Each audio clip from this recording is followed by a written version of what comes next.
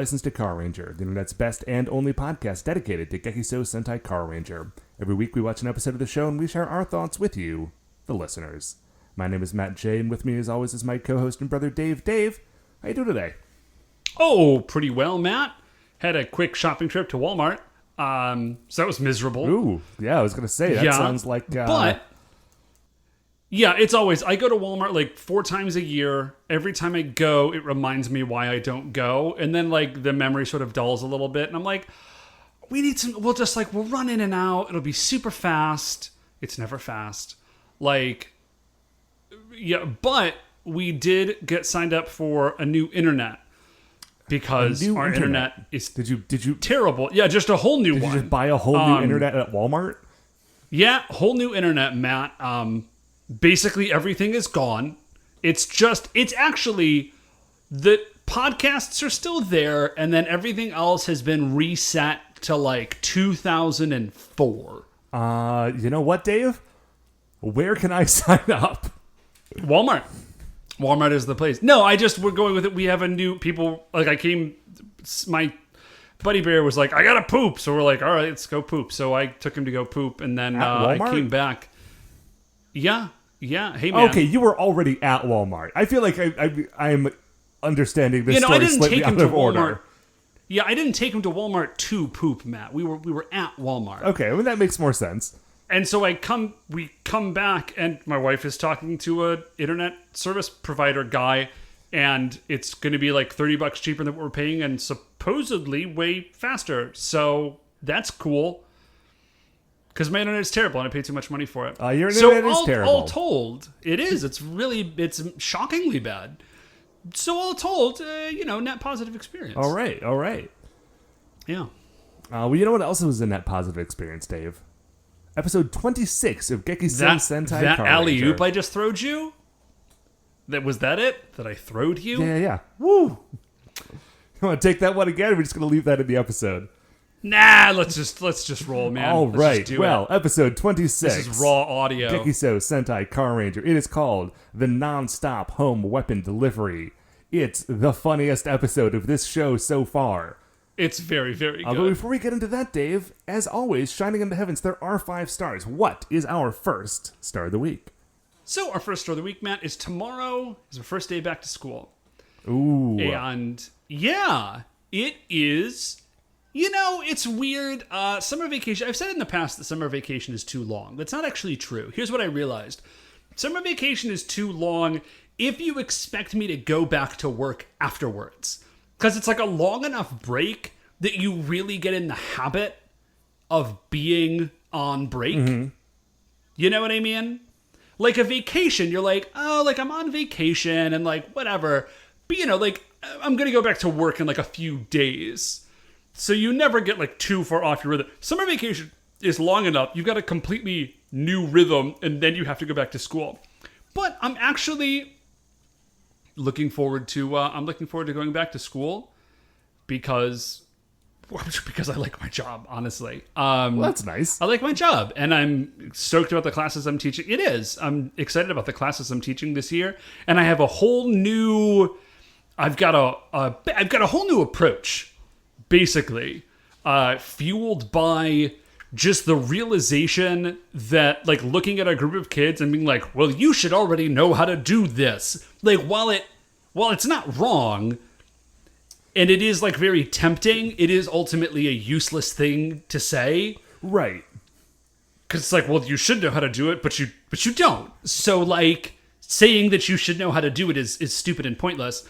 And so I've revamped everything, basically. So I'm this isn't a joke. I'm just excited to go into the new school year and try out this whole new stuff on just like a big batch of guinea pigs, at taxpayer expense. Sure. But I think it's going to work. I have confidence. Yeah, that's really the hallmark of my life. Yeah, if it doesn't work out, is good intentions and a lot of confidence. Sure. If it doesn't work out this year, you got 3 more years to fix it. For incoming 3, man, I'm in there for like, yeah, dude, I got like, before they graduate. Before they graduate. If you really screw up, 25 years left. Right, if you screw up a set of freshmen real bad this year, you've got a couple of years that you can turn that around. I can just sort of loop around and see what I can do. Yeah. So so I'm certain, and what's also wild is that I think I mentioned this. We have a new daughter, and she's been with us all summer. She's great, and she is going to the high school. Oh, the one you teach at. So I am teaching at the high school. Yeah, the one that I teach at, because I live right by it, and so she's living here. I guess that makes sense. So she's going there. It does. And so I do have like a very weird experience of like I am now a parent also at the school, and we went to register for classes, and like do all the things that you have to do for like a child that is going into school. Sure. And there was a bunch of stuff that like I didn't know, and people were like, "You work here?" And I was like, "Yeah, not doing this. Right, I work in a different part of the building." Right, like I do a different thing. Like I've never done this part before. Like I don't know what forms you have to sign. That's not part of my job. Right, I did not so write we did those eventually. forms. We actually didn't get all the forms signed. Right, like we have new forms that we have to catch up on this week. So anyway, so that's it. So I'm getting up crazy early tomorrow to do all the last minute stuff, and then I'm going back to school. It's exciting. All right. What, Matt, is our second star of the Dave, week? our second star of the week is as you are going back to school, I'm also preparing for the fall in my own way. I just bought a new jacket. Nice. Now, are you gonna try and transition? Is your reign ending? No. Is this Listen, going to be like I will. King of Summer is dead. Long live the King of Autumn. I will deal with that when it comes to it. I actually don't feel like I'm at the end of summer. Like, since I have stopped living in a school calendar. No, it's not. I'm just... since I've stopped living in a school calendar, and since, like, the world is hotter, usually, I now sort of mentally reckon the summer between... Neat. That's a fun thing. Yeah, no, it's great. But I now sort of mentally reckon that summer runs, like, from the beginning of June through the end of September. And I know that is not, like, actually true, but it is true in my heart. Because, like, honestly, it never starts to feel like autumn until the end of September anyway. And my birthday is on August 1st. So that puts my birthday, like, exactly in the middle of summer. Right in the middle. No, that's ideal, yeah. So I'm not dealing with laying down my crown for another while yet. But I'm making plans. And plus, I'm a jacket man. I know you're a jacket. No, I'm just saying. I think as a responsible regent, you have to make plans for, your essential, inevitable bequeathal of the throne. Yeah. So, anyways, this jacket. Okay, so I bought this new jacket, right? It's a very good jacket. I've seen it. Yeah. So I was on eBay. And I saw that there was a, like, old red denim jacket. Like a Levi's trucker jacket from I don't know when. And I sort of hemmed and hawed about bidding on it for a while. And I was like, you know what I'm going to do? Like, I'm going to have a predetermined amount in mind. And I'm just going to, like, bid on it up till then. And if I don't get it, I'm not going to buy the jacket. So... Right. I started bidding on this jacket. And what I realized immediately is that somebody else had put in, like... eBay has a thing where if you put in like a maximum amount, it'll just sort of like make the minimum next bid until it hits the maximum amount that you put in. So somebody had gone in and said, I will pay up to $50 for this jacket. But I did not get up to $50 for that jacket. I was just sort of like bouncing back and forth like, And when I got up to about 40, I was like, you know what? This jacket is not, I can't spend that much money on this. I felt very, like, sad about it, and so I just did another quick eBay search for, like, vintage Levi red denim jacket, and another one popped up, and it said it was a large, and I looked at it, and it looked like it was in good shape, and there was a buy it now option, so I just bought it, like, right then and there. Like, within 5 minutes of not getting the other one, I pulled the trigger on this one. It arrived at my apartment, Dave, and I tried it on. And some of you, if you follow at Super Sentai Bros on Twitter, will have seen the picture of this jacket. But man, I am like 50-50 on whether or not this is a men's coat or a women's coat. Like, I don't actually care because I like the coat, but I don't know, and I can't find any evidence one way or the other. Like, half of the jacket's construction. Yeah. Sorry, I was just going to say, if you didn't see the picture, this jacket exists somewhere in a space between like Kaneda from Akira and Ulysses S. Archer from US 1. Yeah, it's kind of in that zone. Yeah, it's a good jacket. You look real cool in it. Thank you, I appreciate that. But the construction of the jacket is very, like, half of it definitely seems like it is a men's coat that was made for someone my size, and half of it seems like it is a women's coat meant for someone a foot shorter than me. And, like, I cannot wrap my head around which one it actually is, because it's old enough, and, like, it's a weird enough style that I'm like, man, this, like, maybe this is a women's jacket, or maybe they just made this one weird, and, like, we're really going for something in the 80s. Anyway, that's all. I just this jacket took up a lot of brain space for me for the last week, and I just wanted to share that with you, the listener. Dave, what is our third star of the week? So, Matt, our third star of the week is a special surprise for you, Matt J. And Okay. it's something that my lovely wife Bethany saw while she was on a trip. She was down in Austin visiting some family. Mm-hmm. And she was in a sort of, around here, there's a Legacy Village and Crocker Park. If you live in a moderate-sized city, there's probably one by you. It's a sort of freshly constructed, like, old world downtown, right? There's, like, apartments. Right. I mean, it's also sort of like, it's a mall. It's like it's a mall, but there's no roof. Yeah. Yeah. So she's in this place, I don't recall what it is, and she sees a bookstore. Okay. And she looks inside. Are we talking she like a says- Barnes & Noble? Yeah. Like a physical bookstore. And she looks inside, and she says, wow, that bookstore looks really familiar. Like, just sort of the aesthetic of the bookstore. It seems very, she's like, this seems really familiar. What does this look like? And she's sort of puzzling over it as she's walking by for a minute. And she says, dude, and it's a large bookstore. Okay. She says, this bookstore is sort of like this is like a dead ringer for an old Borders. Okay. Like, she's like, it just looks like a Borders. Like, the vibe is very similar. Right. Borders It's got, had like, a look. Right, Borders had a look. And, like, this place looks like a Borders, right? It's got tchotchkes and all these things. Here's the good part.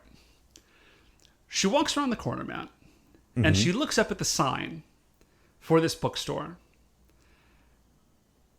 And I would ask you to guess, but you won't guess. And the sign for this bookstore, Matt, is...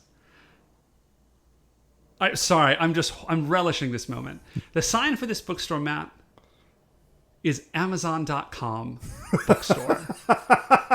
It is an Amazon bookstore that looks just like a Borders. So, okay, when you say it looks just like a Borders, do you mean that it is a new bookstore that was constructed to look like a Borders bookstore? Or No, do this you is mean, a new... Yeah, no, this is Okay. a new bookstore. Okay, because here's what I thought you were saying. I thought that you were saying that Amazon.com, like, basically, like, you know, put Borders out of business, and then circled around, bought an empty Borders, did not bother to redecorate, put up a new sign, and started selling books out of it. I mean, they didn't. They did, like... They mean, didn't they buy essentially They did. built a new Borders. They built a new Borders, and now it's Amazon.com, the physical bookstore. Did the sign actually say .com? I don't like think when it you had said to walk .com. through the door that said Amazon.com, because that is the final indignity, right? No, I don't think it was .com. I think it was just Amazon.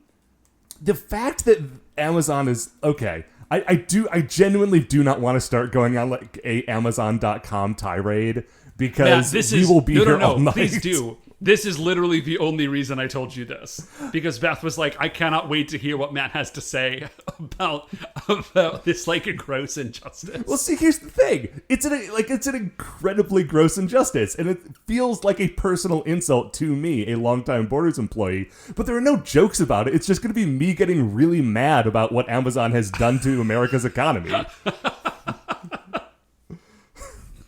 Like, this is not a laugh-a-minute conversation, unfortunately. I wish that it was. I mean, I could make jokes about Jeff Bezos literally looking and acting like Lex Luthor all the time. But, I mean, there's not a punchline to that. He's just a wicked man. Dude, I am looking at pictures. It's called Amazon Books. I am, in fact, looking at it. And dude, it's it's not a total dead ringer. It is like slightly more like industrial, but like outside of that, yeah, man, that's a Borders. Man, Amazon making a physical bookstore, it's just like, they don't need to, right? Like, they're already selling all the books they care to. They don't make money off of books. Like, that is no longer their business model. That's just a thing they used to do that's still on the website, right? Oh, yeah, no. This is incredible for two reasons. Like, A, because it's like the novelization of a movie. Right. Like, why did you do that? We all have already seen the movie. Second of all, it's so, like, useless and it's gotta just be, like, a flex. Right. It's gotta like, just be, like, Jeff Bezos knowing that he's frittering away money to, like, piss on the corpse of, like, a bookstore. It's like if he came to my house, burned down my house, like, bought the garage next to my house, bulldozed it, built a fancy little garage, made a tiny replica of my apartment in that garage, and put a sign on the front that said Amazon's Matt. Like, right? Yeah, no, I feel like you nailed that one. It's just upsetting, Dave. Anyways, Matt, what is he's making a thing called a war cloud. Is he literally making something called... I did see that there was a big blimp that said Amazon out of it, and then there were just, like, drones flying into and out of the blimp. You know what's shocking? That's unrelated to the war cloud. Oh, man. This is... Listen, Matt, 2020 is in a very few months, and I've heard people say this before. I feel like we are being cheated of the cyberpunk dystopia that we were promised.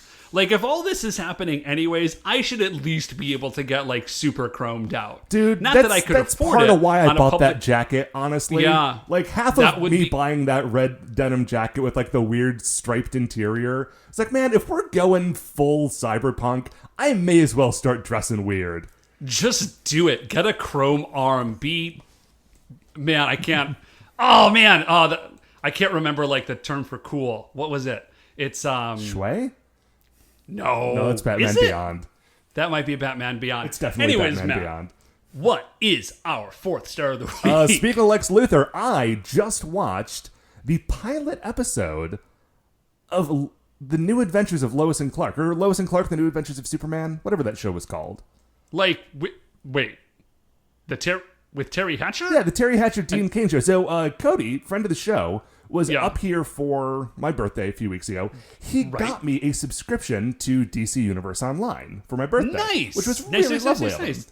Gosh, But thanks, Cody. the nice thing about DC Universe Online is that it doesn't just have the comics, it has TV shows. And what I've discovered, Dave, is that it has TV shows that don't exist anyplace else. That's what, like, Doom Patrol is. Yeah, well, it doesn't just have the TV shows that they've made for this.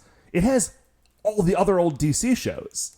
No, well, I mean, yeah, clearly you just watched it. So, like, the old black and white Superman show is on here. The old, like, I think Wonder Woman is on here. And Lois and Clark is on here. Dave, the pilot episode of Lois and Clark is an hour and a half long. Oh, okay. Which is, as I recall, much longer than the show. I think, was it an hour show? Or like 45 minutes with commercials? With commercials. Yeah. Dude, the pilot for full disclosure, that is the first episode of Lois and Clark I've watched in probably 20 years. So I have no recollection of whether or not this series, like, continues to be good. I remember good parts of it. I remember bad parts of it. But I was going to say, we watched it, like, pretty regularly. Like, it was a feature where, like, oh man, this show is on. Now, it could have just been that, like, there was a superhero show, but I recall it being pretty good. Yeah, Dave, it's pretty good. Okay, here's what happens in this first episode of Lois and Clark. I'm not in any particular order. I'm just giving you bullet points here. And contrast this in your mind against basically every other piece of Superman, like, live action media that has happened since Lois and Clark. Okay? Mm-hmm. In this episode, first of all, like it says on the cover, like, it's basically it's a great Lois Lane story and a great Clark Kent story. like Nice. intertwined into one good story. Clark Kent shows up in Metropolis while Lois Lane is in the middle of running down to like a dangerous lead to get a story that she's wanting to get. Love it. Lex Luthor is like, he has hair, but otherwise is kind of a perfect Lex Luthor. Like he's like super selfish and like self-aggrandizing, but in a way that he tries to make himself look like he's a great guy to everybody in the city, but Superman's able to see through it, and like Lois is as well. It's okay. Let's see. Perry White is very good. Superman, okay, in the first episode, Superman shows up, gets a job, by like gumption. He saves an old woman from being crushed inside of a theater that's being demolished, and then he stays there with the old woman and listens to her finish her monologue and talks to her about the theater because he cares about people. Love it. And then, like, he and Lois go on this, like, reporter detective thing. They end up, like, saving a spaceship. They save 2 spaceships. At the end, he picks up the spaceship and flies it into space because they had already, like, fired the rockets but hadn't launched because there was a bomb on board that he swallowed to save all the people. Cool. He flies. He puts on his costume. His mom makes him his costume. His mom makes him his costume during a costume tryout montage that is set to Holding Out for a Hero. Everything you're telling me about this is brilliant. Like, it's Terry... No wonder this show got made. Yeah, this dude, pilot sounds fantastic. Terry Hatcher is amazing in this show. Dean Cain, pretty good. Actually pretty good. Anyway. Well, I don't have that service, it's so like I can't watch it, but it sounds great. It's like 8 to 10% hornier than I remember from when I was a kid. Like, not much, probably but enough. Yeah, dude. Lois and Clark. I just want all of those things to happen in other Superman shows. I have not watched beyond the first season of Supergirl. I understand that Superman shows up in that and it's very good. But, like, man, like, when I compare and contrast that pilot to the movie Man of Steel, I just get really sad because, like, you had it. You figured it out. You did the thing. You already did it. Right. In Man of Steel, he does not put on a pair of glasses and walk into the Daily Planet building until, like, the post-credit sequence or something. It's absurd. And by that point, Lois already knows that he's Superman. Yeah, dude, we can't talk about it again, but we've already talked about what a disaster that movie is. It's very, very bad. Anyway, Lois and Clark, dudes. If you don't have the DC Universe, you could probably find the pilot on YouTube or something. I don't know. It's good. Or just, like, remember it fondly if you're old enough to have seen it.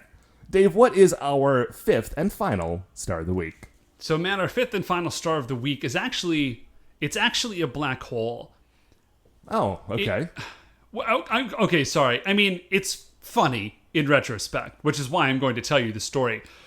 In the moment, this is like the theoretical supermassive black hole that exists at, like, the center of the Milky Way galaxy. Okay. So here's the story, Matt. Here's the scoop, see? Here's the scoop, see? So 2 weeks ago, my toilet stops working properly. Like, you can flush it kind of, and you can get things down, so that's good. Okay. Like, with a plunger. But, like, it's not working. I'm like, okay, well, this is bad. Okay. Go on. So I call my home warranty people, and I say, hey, I have this problem. And they say, we will send somebody out. I say, great. So the plumber comes out, and he's messing around with it, and he says, well, listen. He comes down after a little while, and he says, listen, you definitely have something in the toilet. Like, there's something blocking this toilet. And I'm fairly certain. And I can't proceed because, like, I don't know. Like, he's a subcontractor. He's like, I have to call your home warranty people and see if they will cover further work. And I say, okay. So he leaves. I get a call back from the home warranty people. They say, sorry, we don't cover foreign objects in the toilet. Like, because that's not, like, you did that. Like, someone in your household put something in that toilet. That's not, like, a home warranty issue. Okay. And I say, annoying, but fair enough. So I'm trying to figure out what to do. Beth mentions this to our good friend Jen, wife of Bill, friend of the show.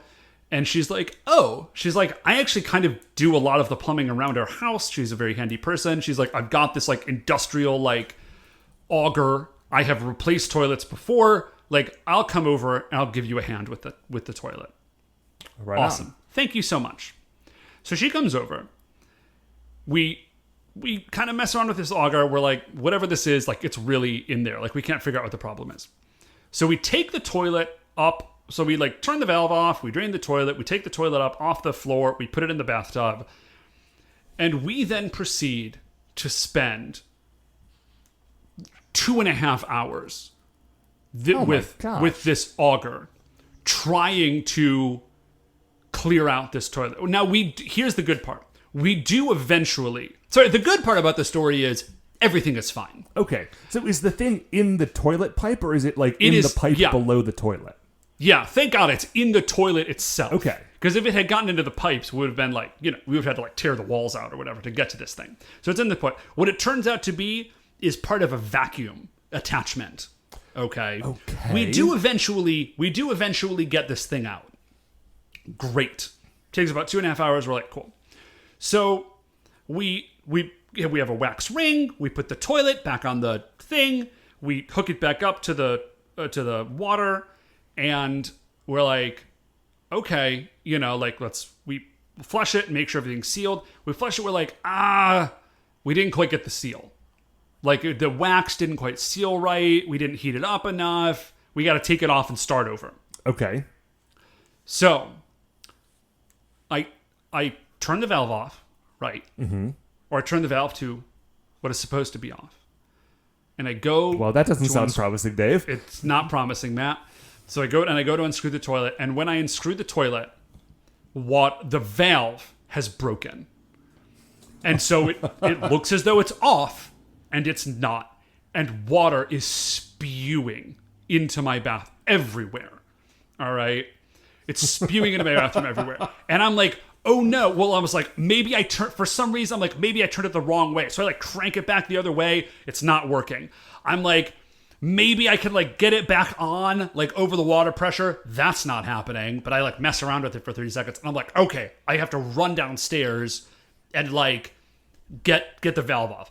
I run downstairs. Beth is like, what's happening? I'm like, can't talk. I'm like, the kids, I'm like, yelling obscenities because I'm... Sure. And dripping wet. The kids are obviously upset. At the meantime, water is still spraying everywhere into the bathroom. It is leaking down into the floor through the pipe, the hole that the radiator pipe goes through. Okay. So now water is pouring down from the ceiling in like the entryway. Okay. Right? I run downstairs, right? And I get the emergency valve off. Thank God this emergency valve works. Right? Because I hadn't checked the emergency valve first, which is something you should always do. I didn't do it. But the emergency valve works. So I'm like, oh, thank goodness. Then I noticed something. Mm-hmm. Because down in my basement, Matt. So this is the end of part 1 of the story. Okay. So, because the end of that part of the story is we buy a new valve, we get a new wax ring, we put the new valve on, we put the new wax ring on, we put the toilet down, everything's fine. Okay. That all happens after what I'm about to tell you. So, I'm down in my basement, and down in my basement, I have a big chest freezer. Yeah. Right? Now, I should say I did not buy this chest freezer. This chest freezer was already here when I bought the house. But... we plugged it in. It's fine. Great. Chest freezer came with the house. You know what I mean? Like, perfect. Fridge came with the house. Stove came with the house. Chest freezer came with the house. Cool. And I'm down there, and I say to myself, the basement is remarkably quiet, Matt. Why is the basement... I didn't say Matt. I said, basement's remarkably quiet. Right. Why is the basement quiet? What sound that should be happening... What sound that should be happening isn't happening? And I turn to my right, and I realize, Matt, that the chest freezer is not making the sound that it's supposed to make, Matt. Is it making any sound at all? It's not making any sound at all, Matt, because the chest freezer has died. Now, I wonder how long ago was the last time it made that sound. And I say to myself, well, that's not good. No. And I say, no. I was like, I don't smell anything. Well, the door's closed. So the door is closed. And I say, I don't smell anything. So maybe this is fairly recent. You know, within the last, I don't know, recent enough that... Maybe I kicked the plug out in my haste. But yeah, so I didn't. I saw that the plug was in. But recent enough that this is okay. I mean, not okay, but like semi-okay. And I opened the freezer, Matt, and it was not okay. No? It's very not okay. Like, just extraordinarily. So not okay that I just shut the door. So not okay, Matt, that I'm not cleaning this thing. So not okay that I looked into, like, biohazard disposal firms. And the answer is they exist, and they will come out to your house and deal with a situation exactly like this. For, like, not an insubstantial amount of money, but, like, I don't think I can throw this stuff away. Like, I think I think it might be a biohazard to put this away. Like, it might be illegal for me to just try and put this out with the garbage. I mean, I feel like eventually all bio becomes biohazard, right? Like, if you wait long enough. Yeah, well, I think I may have waited long enough, Matt. So here is the other... So is it still down there? Yeah. What? I mean, I don't know. I don't know how long ago this story happened. I just shut the door. Again. I was like, well, the seal is holding, and I gotta call a biohazard guy. Like, I don't have a solution. I can't. And then the other thing is, this is like a big chest freezer. It's in my basement. So like, I gotta get somebody to clean this thing out, and then I have to get rid of it somehow? I don't know. Here is the other... So all of this is bad. You don't say. Here's the worst part of this, Matt. And I can joke about it now. I was really sad in the moment. Because I had this chest freezer, this was something I could put off. I never got around to burying Schrodinger. Oh, Dave.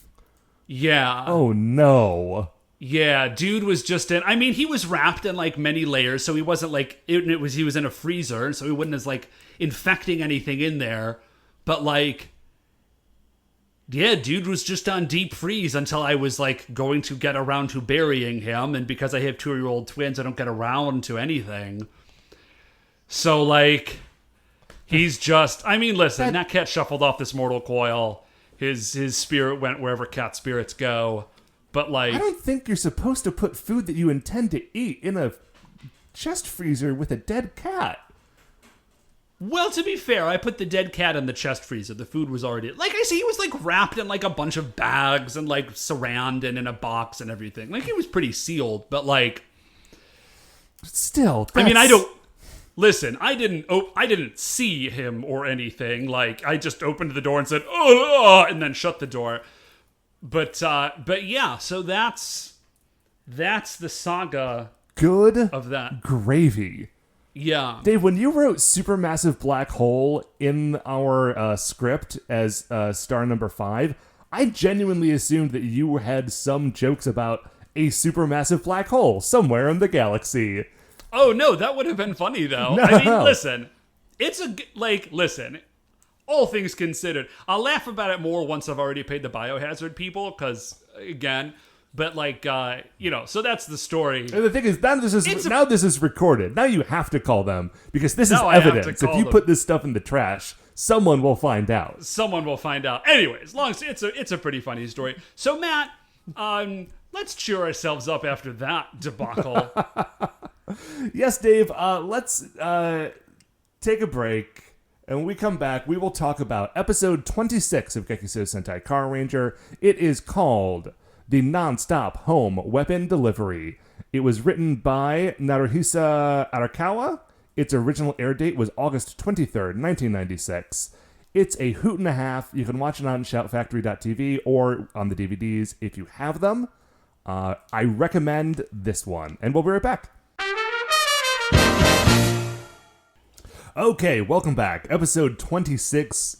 Dave, we're on a hot streak right now with this show. Dude, I deeply hope that this is like very indicative of the way that the rest of the show is going to go, because this is a fantastic episode. It's funny. Like it's not just funny in the way that like, oh, I like these shows and this is an episode that is designed around humor. Like, I feel like if you were to sit down somebody, have them watch like another episode of a Sentai to get them past like the original like system shock of like what on earth is this, and then show them this with no context, I still think it would be funny.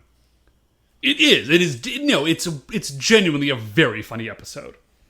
Okay, so let's get into it. So as we begin the episode, Minoru is showing up to the Pegasus Motors garage, and everyone is furious with him. And they're like, dude, what did you do?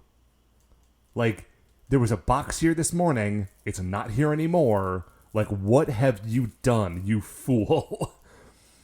Yeah, like, and he's like, what do you guys mean? And then he goes on to tell a very sweet story. He's like, yeah, do you remember He's like, there was this old lady, and she's like, she was our first customer, or like her husband was or something, and like she moved away, and we've kept in touch with her, and she has a grandson.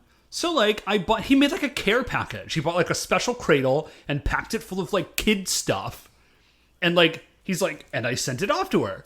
Here's the packing slip. And they say, okay, that's great. Cool. That's cool. Yeah, that's great. That's Thank awesome, you. Minoru. Great job. Quick question, though. And they, like, grab him and march him over to a box that is sitting in the room, and they open it up, and it is full of a special cradle and a bunch of care package stuff. And they say, so what is this, then? If you mailed the crib this morning, buddy. He's like, I'm not. Like, oh, man. And they're like, okay, here's what you did. You don't know this because you haven't been paying attention, but the rest of us have all been very hard at work building the Giga Booster, which is our new bazooka. Like the four. Which is. So So they have. And we get like a quick montage of them like designing and working and building and all this stuff. I was really hoping that they were going to say like, and we ordered it and it's here. They didn't. They built it themselves. And they put it in a box so that their boss wouldn't see it. Now, yeah, to be fair, they should have just put it in their secret base that is in the back room of this garage that their boss doesn't know about. Yeah, that also. But then we wouldn't have an would episode. work. So whatever. Yeah. And they're like, listen, Minoru, you did this. You probably didn't know that we were doing this because you slept through all of our hard work because you're our sales rep, so you know nothing about designing and building cars. Yeah. And they're like... And we get like a flashback of like all of them like hard at work and him literally asleep with his feet up on the desk. So they say, listen, if somebody who is not a Carranger uses this thing, I don't know why, like it will explode and everyone in like a multi-city radius or something like will die. And Minoru... Which seems grossly irresponsible of them. Well, I mean, they weren't planning on handing it out. It would also destroy the city if somebody else just wandered around in RV Robo. I mean, okay, yeah, I feel like RV Robo has, like, you know, certain safety protocols in that, like, it can only be summoned by the Rangers. Like, they don't leave RV Robo sitting around, I don't know, in a cardboard box where, like, literally anyone could find it. Okay, now, only they can summon it, but if you put it in a series of shipping containers and mailed it to somebody, like, that would be a lot of postage, but they'd get it. So, anyways. So, Minoru has this, like, vision of this grandmother and baby, like, pressing the button on this thing and it exploding. He says, oh my gosh, I need to leave immediately to go get this thing back. So he picks up the box. He's like, I'm going to fix this. He does the Excel change. He's like, I'm the Green Racer, and I'm going to hero this up and save the day. Yeah. Dabu rolls out. He's like, hey, we've got a problem. The Bozoke are here. Minoru was already gone. And then the rest of the 4 of them are going to go deal with this new monster. Yeah. So we get this week's monster, who is incredible. Yes. He is Didi Danmo, and he is their best catalog shipper. Now, so at first in this season, I feel like they tried pretty hard to be like, oh yeah, here is the theme of a monster who like makes sense as they would be like part of a reckless driving gang. Sure. Right? Like the first monster like brought cars to life with music. Yeah, like that all works. This dude, his whole thing is that he has a catalog and he's very good at ordering from it. Right. His hand is a phone. And also his ears are phones. A lot of him is phone. He's just kind of a phone. Yeah. He's a phone monster. And so he's just like, that's his thing, is that he orders stuff from a catalog. It works out really well. So we see Minoru, and he's driving around in Dragon Thunder? Dragon Racer? Dragon Thunder, yeah. Dragon Thunder. He's driving around to Dragon Thunder. He's like, boom, I got a car navy. I'll just punch in. This is like the best current GPS ever, because he can just punch in an object that is moving, and it'll be like, take me to that thing. Well, this is also the same GPS that they designed to be able to like home lasers in on invisible monsters. Yeah. So that actually tracks. And plus, he can probably like hone in on the car magic that is powering Giga Booster. Oh, okay. Right? No, that works. That works. I didn't need you to mention that, but I like that you did, because it does add another layer. So we get Didi Danmo. I was about to say Bibi Danpa, but that's not him. Didi Danmo. And Didi Danmo, he's like, hey, here's how it works. You open a catalog. So if you've never, depending on how old you are, a catalog is like an Amazon, but it's printed out and on paper. Right. What if website was book? That's a catalog. What if website was book? That's a catalog. So yeah, and then you would dial, and then you would call, and you would talk to a human. Well, you might. And you would. This one seems. I don't know if you're talking to or like doing a dial tone thing. Yeah, and you would talk to a human, and then, or you would fill out a form, also that was on paper, with a pen. A pen is like a stylus, but it writes with a thing on paper. Right. So you would get a form on paper, and you would fill it out with a pen, and you would tell them what you wanted, and then you would put it in the mail. Now, the mail, you see. The mail is like the mail is like email, but there's no E. But there's no E. It's just a thing. It's a piece of paper, and you put it outside, and then a person picks it up and carries it to a place. It's like sliding into someone's DMs, but it takes 3 to 5 business days. Yeah. And then they would get the mail, and then they would look at it, and they would say, oh, Matt J would like this thing. And then they would put a sticker on it, and then they would send it out to you, and it would arrive eventually. Sure. You would have no way of knowing when it was going to arrive, because there was no way to track the package, but... Yeah, it would just, one day it would be there. And that would be a good day. And that was a cool day, yeah. Now, it works a little differently in this show. Because it does work a little bit differently in this show. Because he's doing it by phone, he's not doing it by mail. And he also, instead of having to wait for the postal service to bring it, there is a rocket ship that flies past the city and shoots a laser beam out. And that laser beam contains the package. So this is, I'm really excited for Amazon to roll out new Amazon laser. I mean, it's kind of like the drone blimp, right?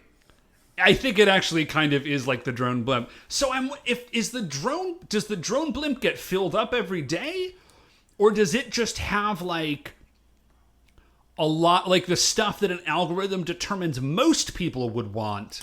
I think it's the latter. My understanding is that a lot of the way that Amazon manages to deliver things like same day or next day, if you don't live near a fulfillment center, is that they are like, whatever Amazon truck is on the road at any given time always has a box of HDMI cables, because they know that people are always ordering HDMI cables.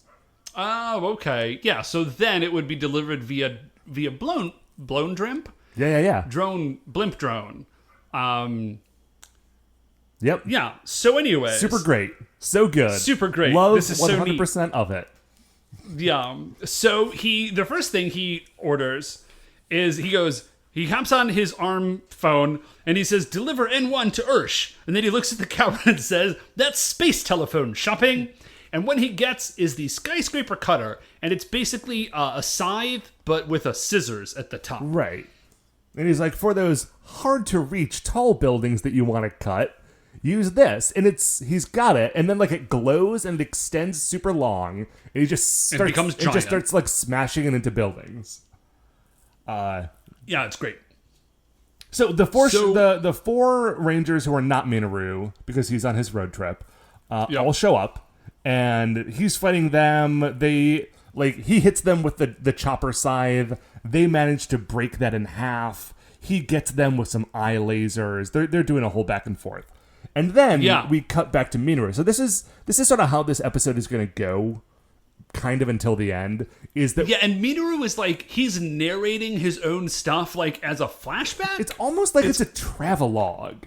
It is. It's kind of like maybe that's what they're doing. It's kind of like an educational, and now I'm driving through here. And we see a picture of the map and an establishing shot of where he's driving through. So he's chasing this truck all over. Minoru is like in his car. And then it gets through the light and then the light turns red and he's got to stop. And he's like, it's so hard to fight for traffic safety sometimes. But when he says traffic safety, he does like the henshin move, but like a really half-hearted, seated version of it. So then a bunch of kids who are waiting at the crosswalk are like, "Hey, is that the Green Racer? That is absolutely the Green Racer. This is him in his cool car. Let's go say hi." And they all just like jump in and on his car. And he's trying to chase after the delivery truck, which is like only a few blocks away at this point. But he can't drive because now there's a bunch of kids in the road. Yeah. So then we go back to the fight. And they're like, this is the Rangers. They're like, this is dumb. Like, we're just calling Formula Nova. So like, we're going to call Formula Nova. You can get bent. So they call Formula Nova. While they do that, he hops on the horn and orders, horn is something... Okay, because phones used to be like curved, sort of like an animal's horn. So if you say I'm hopping on the horn, it's because that meant you're like your phone. Yeah. So he's like, I'm going to hop on the phone and I'm going to order P27, the super beam bouncer. And so what's amazing is like you can see this catalog. And like 99% of this catalog is like a backpack. Right, it's like regular sneakers, catalog stuff. Just gotta get us. But then like 1% of it is like monster stuff. And so the monster thing that he orders is the super beam bouncer, and it's basically like a reflective breastplate. So he puts that on, and Kyosuke's like, I don't know what your plan is with that. It looks real dumb, and you're dumb, and we're gonna blast you with our super laser. And they do. He didn't catch that it was called the super beam bouncer because it fires a beam. Yeah, the beam done. And then, the beam done bounces. Yeah, it bounces. So that doesn't work, and they just get exploded. And like they get exploded and like knocked behind a building and knocked out of their henshin. And Didi Donma says like, this is great. Whoever those Rangers have disappeared. I'm not sure who these civilians are, but they're not going to stop me. I'm just going to order tons of weapons. So he starts doing that. And then he gets on the phone and he's like, oh no, the line is busy. Yeah. Because, back in the day, telephones... So it used to be that when you would call a number, but that number had already called somebody, it wouldn't go directly to voicemail because they didn't necessarily... Because, like, that's not how it worked. You would only get voicemail if it had rung enough times that it would go to an answering machine, which was a separate device that you put a tiny tape cassette into, and that would pick up after it didn't ring for a few times. But if someone was on the line, then it wouldn't go through to the answering machine, and you would just get a dial tone, like a busy beeping sound. It was a different sound. And you would know by that sound that you had to just wait an indeterminate amount of time and then try to call back. Yep. So then we get to Minoru again, and he's like, he's doing this and also narrating it. He's like, I had to send Dragon Cruiser home. It was taking up too much attention. He's unhenshined. He's just Minoru at this point.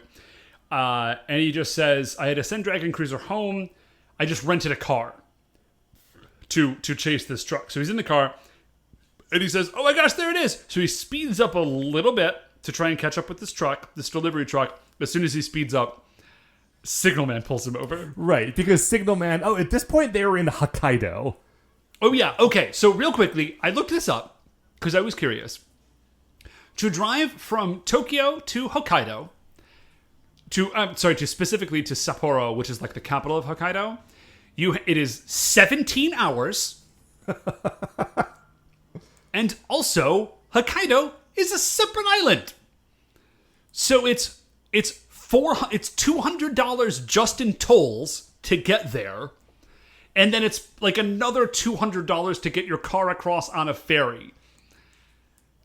So if we assume that he like drove Dragon Cruiser there, well, no, because he's following this truck, and the truck isn't a super truck. Right, the truck is just going regular speed.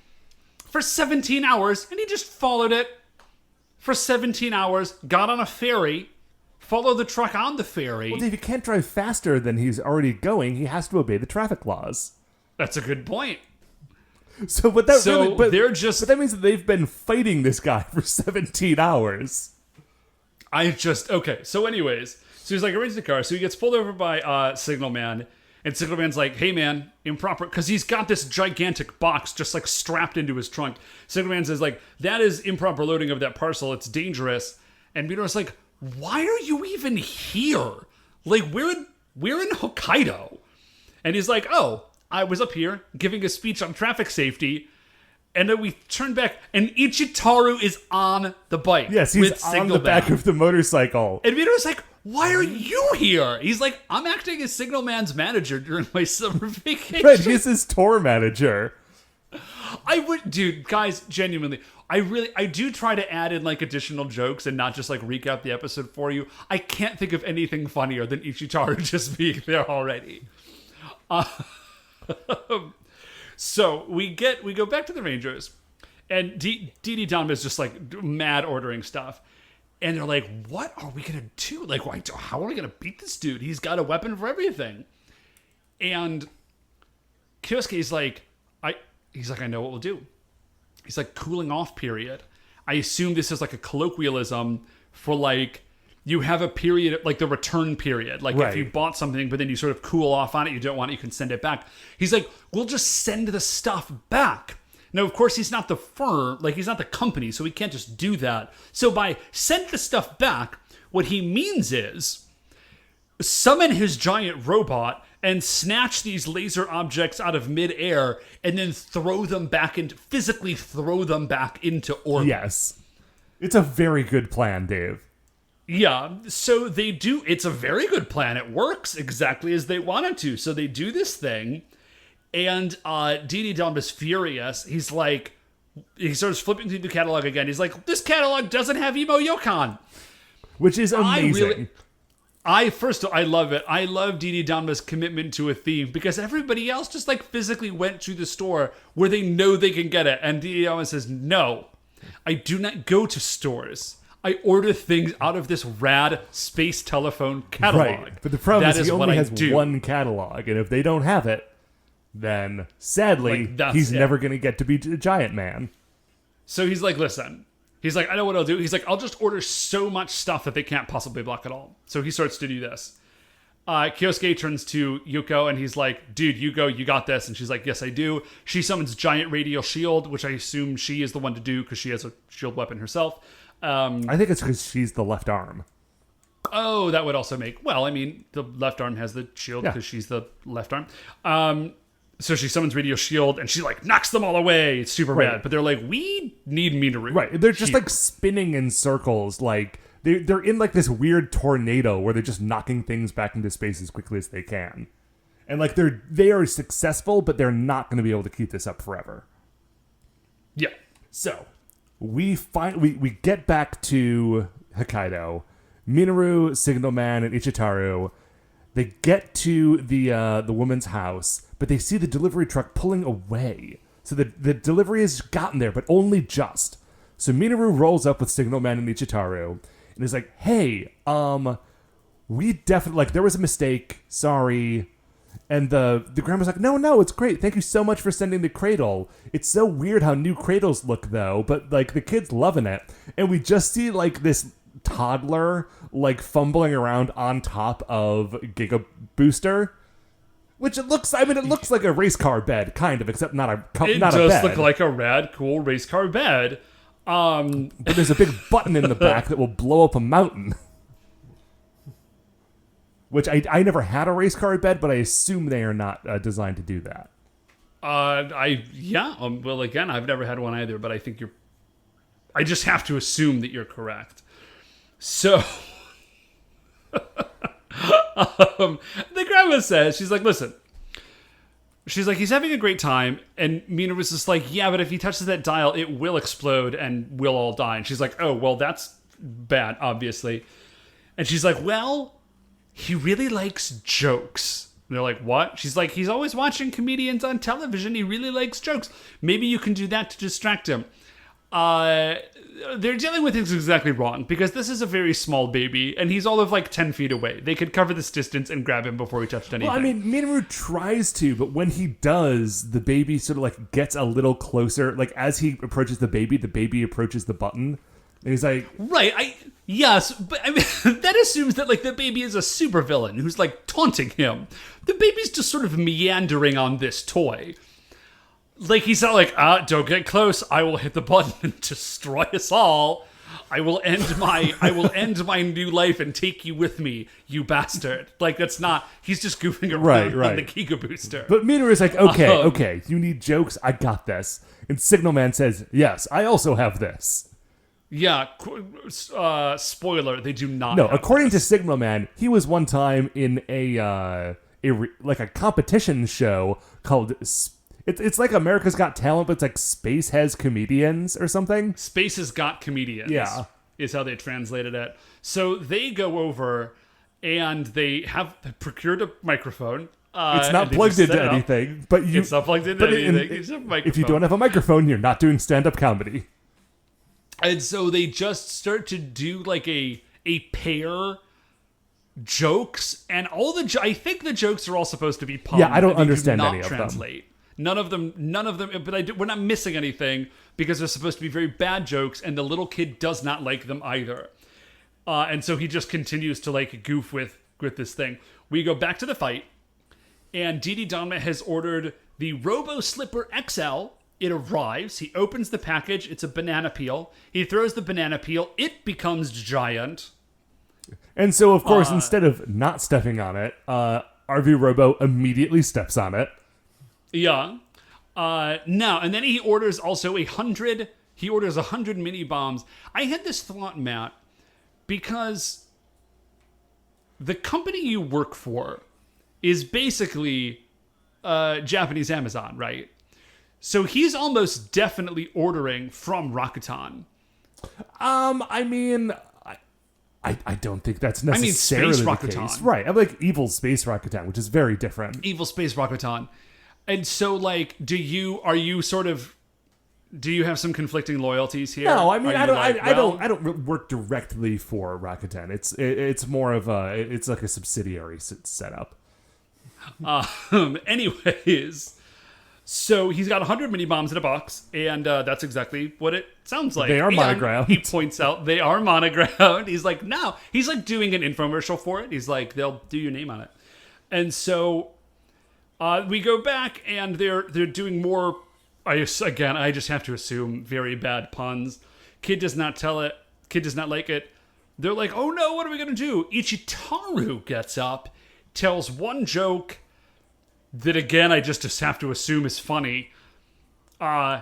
Kid loves it, and they're like, boom. As soon as the kid loves it, they run in, they pick Kid up off of Giga Booster, and they're like, great, that problem is solved at least. We've got to get back to the fight.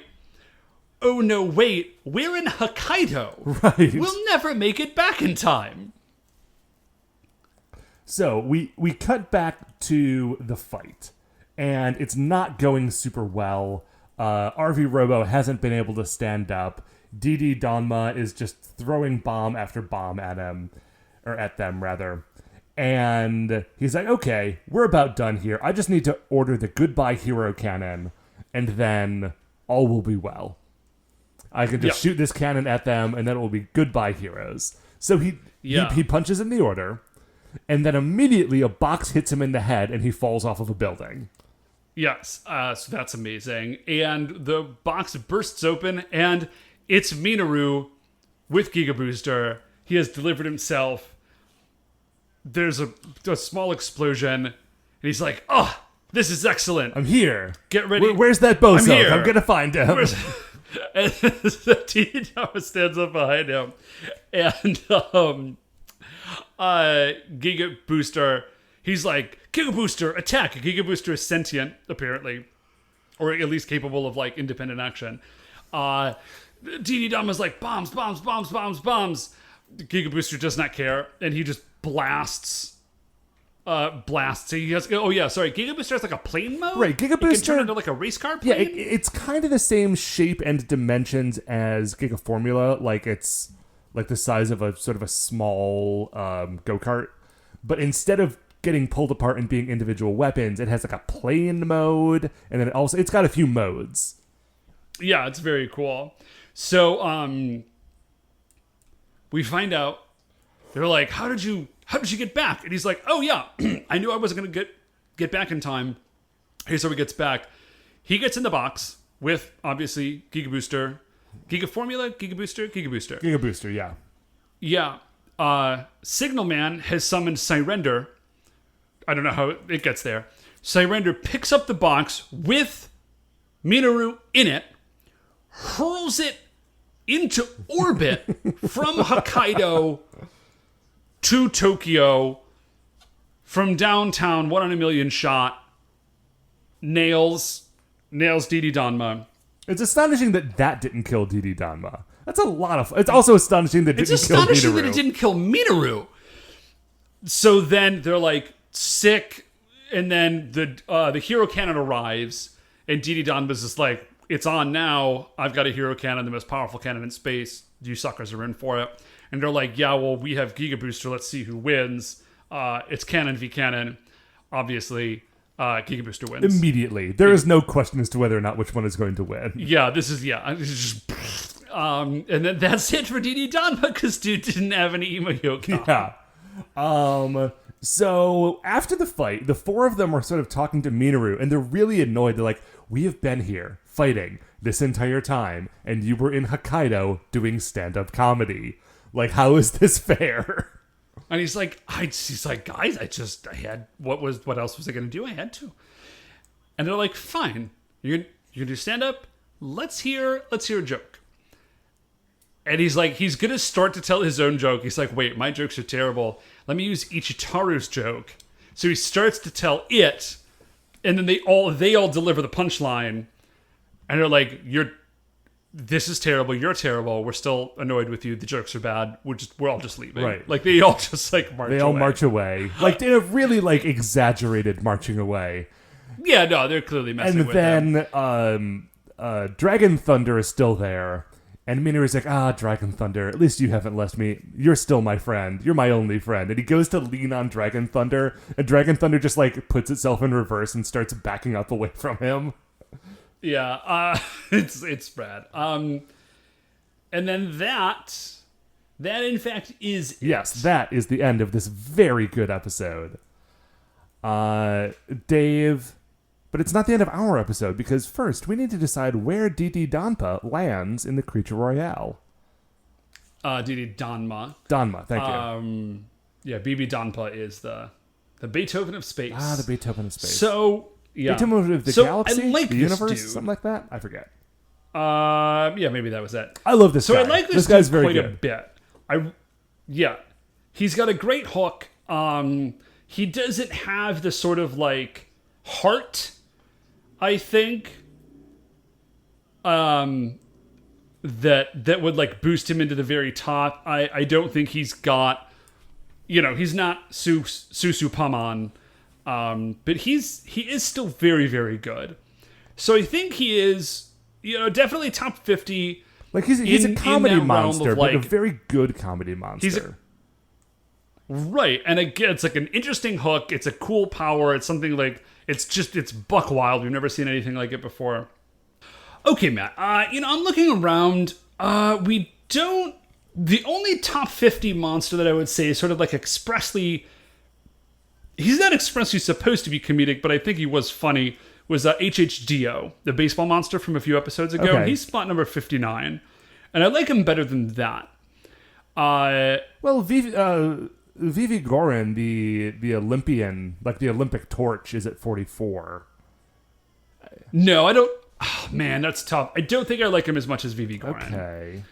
And then... yeah, because LL down- Onene is a few below that, and she made Naoki ride a bike a lot, and she had a bicycle gang, and that was very good.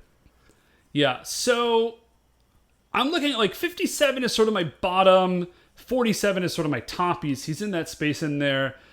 And in there, we've got Binbogami, the poor boy from Carranger, Omukata, the football centipede, that was also an evil Santa. Yes. In Light the village of Armadillo. the Santas. Yeah, Bakuki, the illusionist, Kasha, the cool fireworks monster, also from Carranger, Umibozu, the navy monster. I think I might, maybe... Well, how do you feel about the above light armadillo?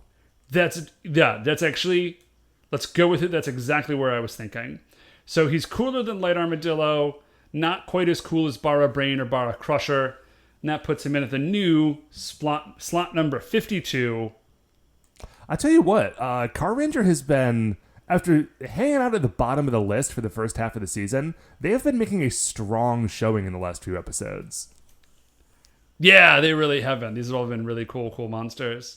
Yes, Dave, that is going to do it for another episode of License to Carranger. Before we finish up here, I'd like to remind you that you can email the show at supersentaibrothers@gmail.com. If you want to get any updates on future episodes or check out the things that we're talking about on Twitter, we are at Super Sentai Bros.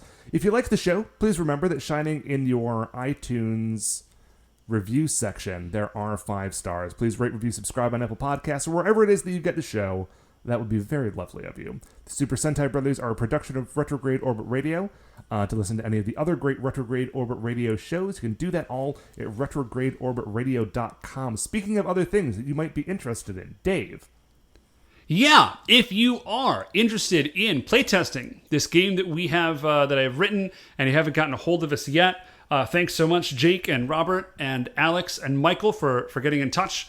And if you would like to playtest this game, we'd love to have you do it, or even if you just want to kind of take a look at the rules and shoot me your thoughts and feedback, I'd love to hear it. You can get a hold of me at gosentaiheroes@gmail.com. That's GOSENTAIHEROES. No punctuation or anything at gmail.com. Looking forward to hearing from people. All right. Well, once again, we are the Super Sentai Brothers. I'm Matt. I'm Dave. And we'll see you next week for the greatest show on Earth.